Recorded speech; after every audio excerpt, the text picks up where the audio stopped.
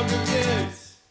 Hey, this is Jake from Jake's Board Reviews, and today we'll be reviewing the Neckbeard 2 by Channel Islands Surfboards. This board I'm currently holding is a stock 5.7. This comes in 19 1/8 by 2 3/8 at 28.1 litres. I rode the Neckbeard 2 on relatively small days mostly, and I found it went awesome. With that single concave running throughout the board, from the tail to the nose, it just allows it to plane through flat sections. Took it out on around a 1.5, maybe 1 foot day, and I was so surprised at how much speed this thing garnered. I was able to just pivot off the wave without really trying too hard necessarily. Alright, so talking about the fins I chose. This is an AM large in the Stealth series. This is a shaper fin, as you can see here. Yeah, zoom in on that bad boy. So this is a shaper series fins, and I went with a large, which I don't normally go with.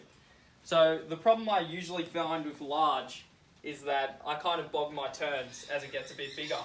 With these fins, I didn't really have a problem up until about 3.5 foot was where I started to feel that maybe I should go back to the medium fin. If you're looking for an overall fin, I would personally recommend a large for small days and then switch to the medium for bigger days.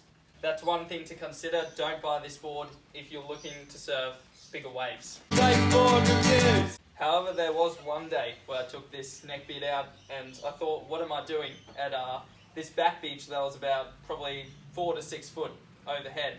And to my surprise, I wasn't riding these same fins. I was riding a medium AM1 template, and the thing just went amazingly. I was bottom turning with ease. I didn't feel like I was really, out of my depth in that surf. The only problem I did have with it as it got bigger was feeling like it was catching. But obviously over time, that catching feeling and the board kind of eliminated itself as I got more used to it. So, as a lot of you probably know, the Neckbeard has a really random kind of, almost, you could call it like a squash tail, but it's almost like putting a brick on it and just cutting it in half. So what this is Dane was explaining that they were making a bunch of MBB3s, which was an older model, probably from about 8-9 years ago, and Dane came into the shaping room and said, let's just chop that back tail off, let's just completely chop it. It kind of just allows you to gain heaps of speed down the line. I think you get this really unique feeling from this board that I've actually never felt in a board before. I would say with that single concave running throughout the board, that allows it kind of to just be super fast down the line. Okay, so I want to talk about paddling on this board. I kind of felt it was a bit weird. So I was used to riding kind of a twin fin of fish. So I was kind of paddling under the chest area. But with this board I found you had to kind of paddle in the middle of the board. In saying this, the board paddles amazingly, but if you want to paddle it well, you're going to have to move a bit more back, kind of in the center. Alright, so now I want to talk about footing for this board. I'd say if you're a neutral to kind of front-footed surfer, this would be good.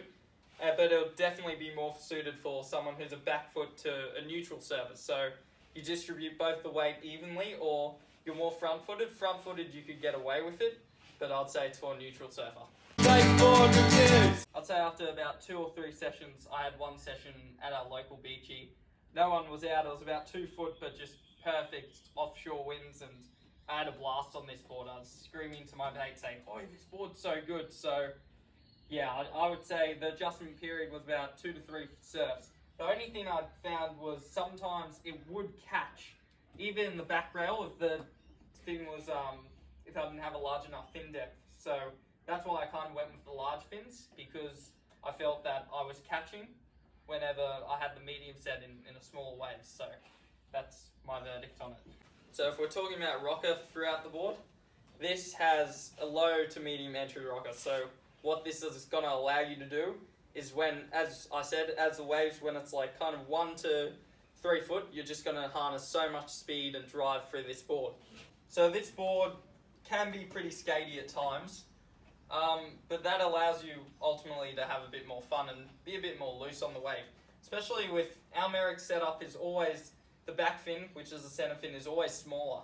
So that's obviously going to allow you to be more playful on the wave. Board Reviews! Alright, so before I end this review, a few things to ask yourself before you buy the Neckbeard 2 and spend $900 or so bucks. Are you an air guy? Do you like to release a tail? Those are just some questions to ask yourself. How much speed do you like in your boards?